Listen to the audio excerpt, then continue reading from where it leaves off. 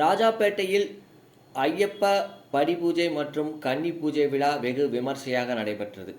கார்த்திகை முதல் தேதி சபரிமலை செல்வதற்காக மாலை அணிந்து விரதமிருந்து பிரம்மச்சரிய விரதத்தை கடைபிடித்து ஐயப்ப பக்தர்கள் சபரிமலை சென்று ஐயப்பனை தரிசித்து வருகின்றனர்.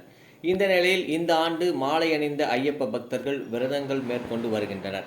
ராஜாப்பேட்டையில் கார்த்திக் என்பவர் முதல் முறையாக சபரிமலை செல்வதற்காக மாலை அணிந்து விரதங்கள் மேற்கொண்டு வருகிறார். அவரின் வீட்டில் படி பூஜை மற்றும் கன்னி பூஜையை குருசாமி நரசிம்மகுமார் அவர்கள் நடத்தி வைத்தார். இந்த பூஜையில் ஏராளமான ஐயப்ப பக்தர்கள் கலந்து கொண்டனர்.